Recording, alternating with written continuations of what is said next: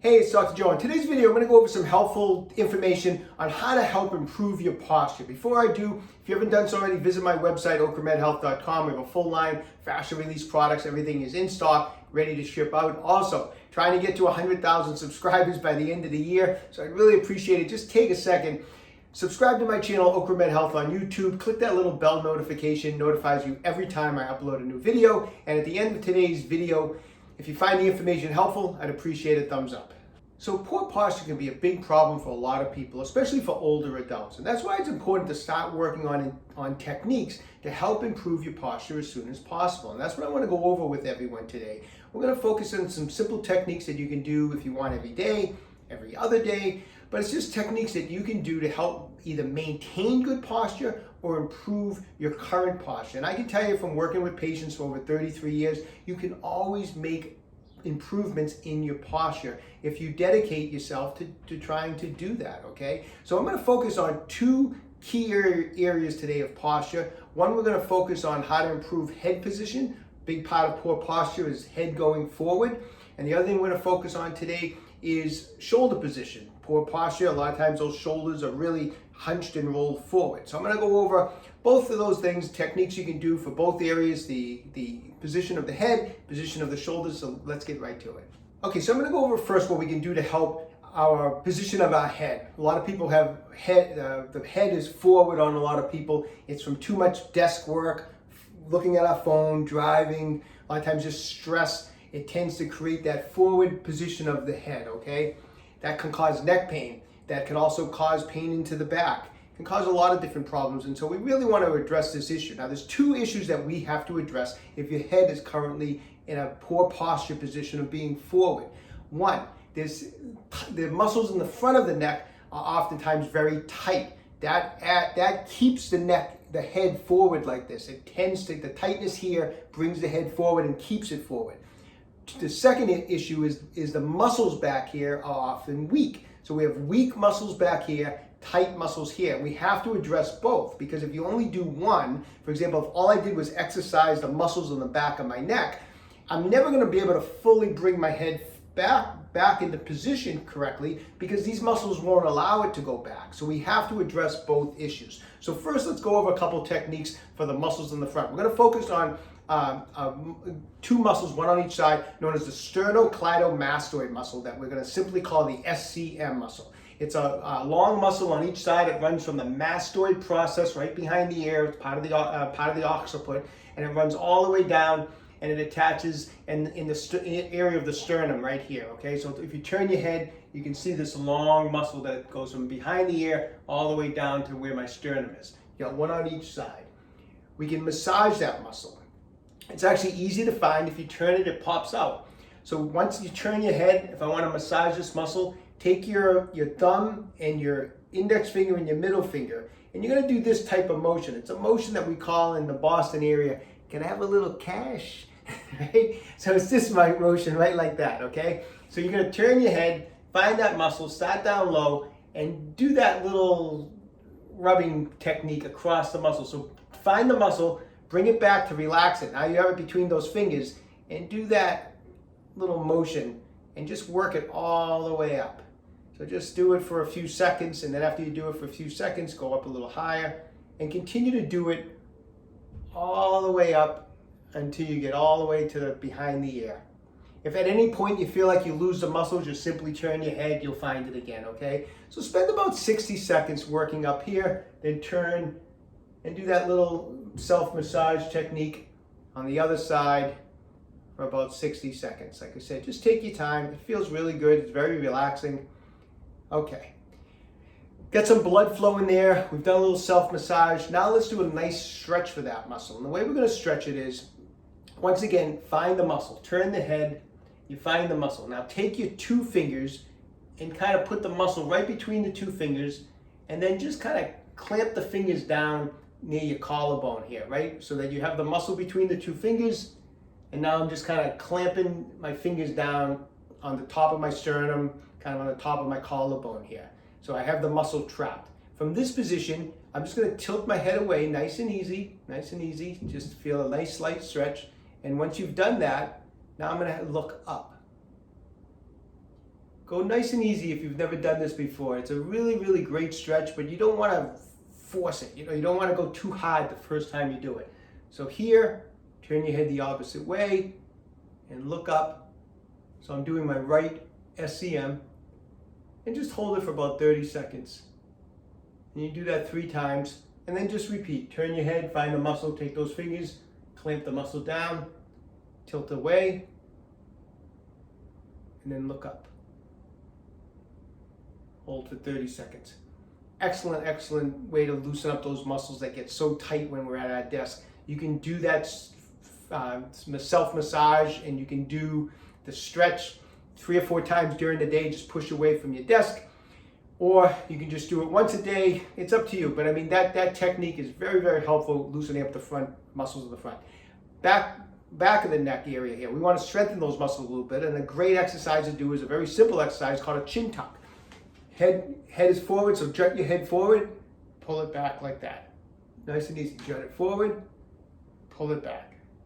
Slow and controlled. You can do no resistance whatsoever, and you can do, say, 3 sets of 15, 3 sets of 20. If you're not using any resistance, you can do that several times during the day, push away from your desk. If you want, you can start adding resistance. You can use a belt, you can use a towel, you can just grab an exercise band and just put it on the back of your head and kind of put a little tension. And now just have the head forward and bring it back.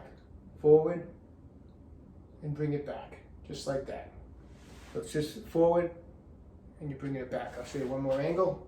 Forward and bring it back. If you're going to use resistance, use a light resistance that you can still do 3 sets of 15 repetitions. And if you're doing some resistance, I would recommend only doing it once a day or doing it every other day, okay? Working on that takes time. Your head's been forward for years probably, right? Or it's been getting slowly worse. Don't think doing that one day is fixing it. It takes time. I'm just being honest with everyone, but the good thing is it will help and it will fix it over time. So that's the techniques for the neck. Let's talk a little bit next about the shoulders. Next up, we got to address these shoulders, these rounded shoulders. It's just like the situation with the head. We have 2 issues to address, and you have to address both issues.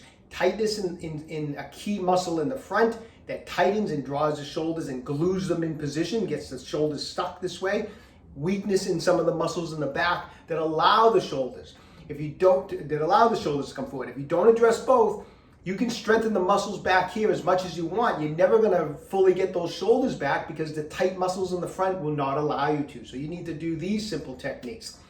Muscle in the front we have to take care of is a small muscle known as the pec minor. We're all familiar with the pec major, the big muscle of the chest, but underneath that is a muscle called the pec minor. It comes off of what's known as the coracoid process of the scapula. It's actually part of the shoulder blade that it comes off of. There's a part of it underneath your collarbone here that if you put your finger in, you can feel a bump of bone. That's the coracoid process. Then pec minor comes and attaches to the 3rd, 4th, and 5th rib. The function of pec minor is to draw the shoulder forward and down. That's what it does. So when it tightens, because it's built up adhesion, it makes the shoulder kind of stay in that forward and down position. But we can work on it. We can release it. So if you want to use your hands, you can do that. I'm going to show you how to release it using a Tai Chi ball from OkraMed Health. This is a Tai Chi MAX Ball. You can use a MAX Ball. If you want to get in there with a smaller Tai Chi ball, we have different sizes, but I'm just going to show you how to do it with a MAX Ball. So pec minor is kind of up in this area, right? Get familiar with the anatomy. It always makes doing fascia release work more effective.